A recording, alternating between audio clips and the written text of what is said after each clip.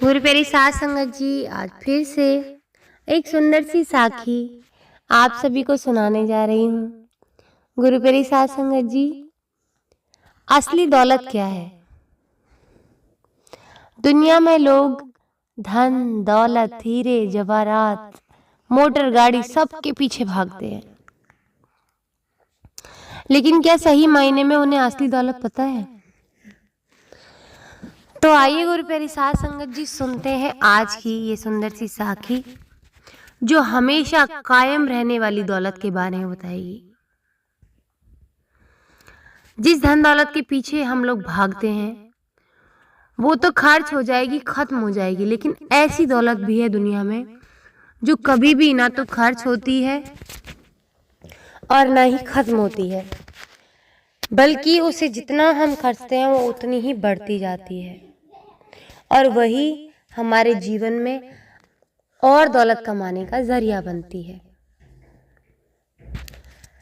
ये कहानी है 3 बच्चों की। एक राजा थे, उन्हें पशु पक्षियों से बहुत प्यार था। वो पशु पक्षियों से मिलने के लिए हमेशा वन में जाते थे, प्रकृति से बहुत प्यार करते थे। हमेशा की तरह एक दिन राजा पशु पक्षियों को देखने के लिए वन में गए। अचानक आसमान में बादल छा गए और तेज तेज बारिश होने लगी। बारिश होने की वजह से उन्हें ठीक से कुछ दिखाई नहीं दे रहा था। राजा रास्ता भटक चुके थे। रास्ता ढूंढते ढूंढते किसी तरह राजा जंगल के किनारे ही पहुंच गए। भूख, प्यास और थकान से बेचैन राजा एक बड़े से पेड़ के नीचे बैठ गए। तभी राजा को उधर से आते हुए 3 बच्चे दिखाई दिए। राजा ने उन्हें प्यार से अपने पास बुलाया, कहा, बच्चों यहाँ आओ, मेरी बात सुनो। तीनों बच्चे हंसते खेलते राजा के पास आ गए। तब राजा बोले, मुझे बहुत भूख और प्यास लगी है, क्या मुझे खाना और पानी मिल सकता है? बच्चे बोले, हाँ हाँ, पास में हमारा घर है, आप हमारे घर जाके ना खाना और पानी ले सकते हैं, जाके जल्दी चलो। तो राजा ने कहा कि मैं बहुत थक गया हूँ, तुम मुझे बस खाना और पानी यहीं पर लाकर दे सकते हो, बदले में चाहे कुछ भी ले लेना। मैं राजा हूँ, जो तुम मांगोगे वो मैं तुम्हें दूंगा। बस देर क्या थी, बच्चे भाग के अपने घर गए और बोलकर गए राजा से कि आप बस थोड़ा सा इंतजार करना।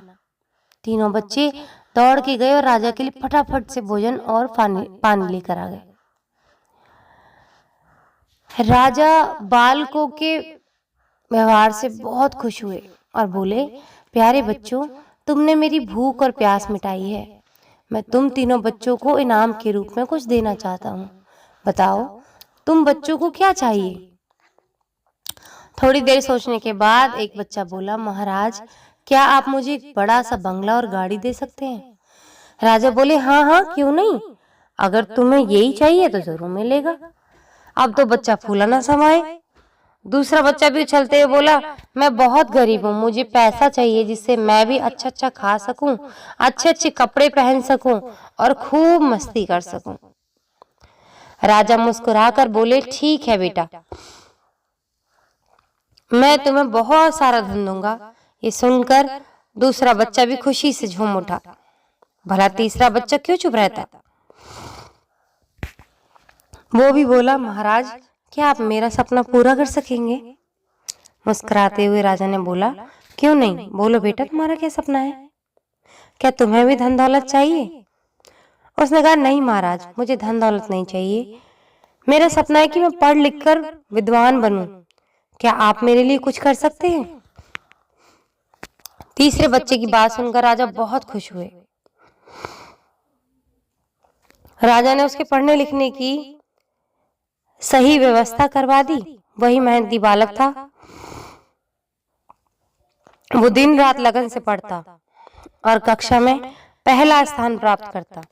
इस तरह समय बीतता गया, वो पढ़ लिख कर विद्वान बन गया। राजा ने उसे राज्य का मंत्री बना दिया।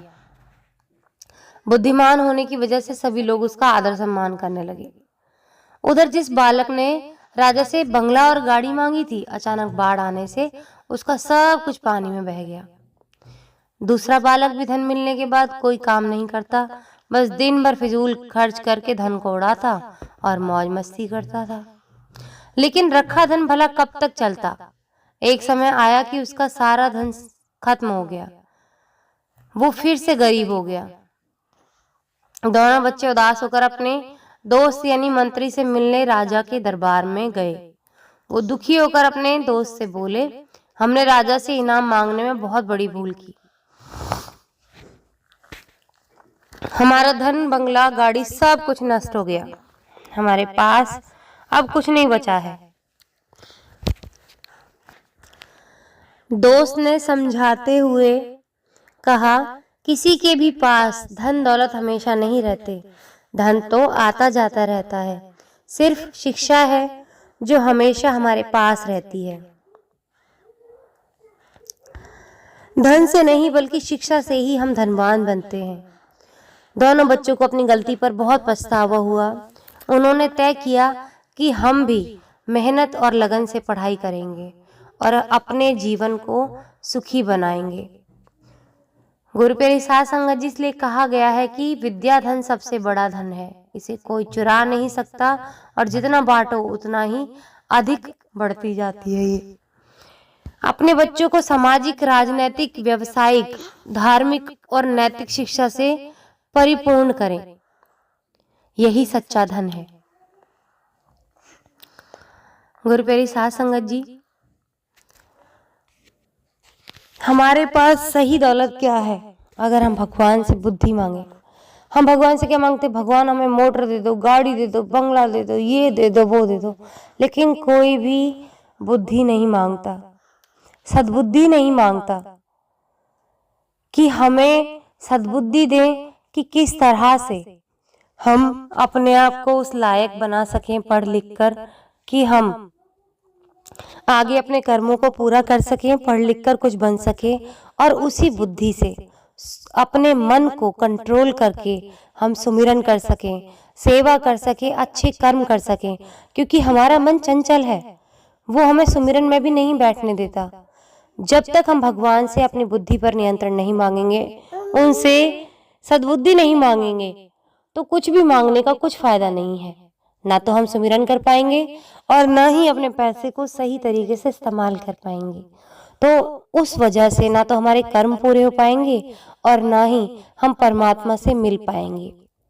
तो अगर हमें अपने कर्म पूरे करने हैं और परमात्मा से मिलना है, तो हमें दोनों के लिए बुद्धि, विद्या की जरूरत पड़ेगी। तो अपने भगवान से अगर कुछ मांगना है तो सद्बुद्धि, विद्या मांगे बजाय और कुछ मांगने के, और उनसे मांगे कि हमें ऐसी सद्बुद्धि दे कि हम सुमिरन करते रहें आपका, अपने कर्म पूरे करने के साथ साथ इतना हमें सबल बनाए कि हम अपने कर्म पूरे करने के साथ साथ आपका सुमिरन कर सकें। तो गुरु प्यारी साध संगत जी, हमारी सच्ची दौलत सिर्फ और सिर्फ हमारी बुद्धि है, विद्या है, और इसको हमेशा संभाल कर रखें, इस पर घमंड ना करें, इसका उचित उपयोग करें, सही उपयोग करें, कभी गलत घमंड ना करें इसके ऊपर, नहीं तो हमारी विद्या भी नष्ट हो जाती है और रूठ कर फिर वो चली जाती है, वापस नहीं आती।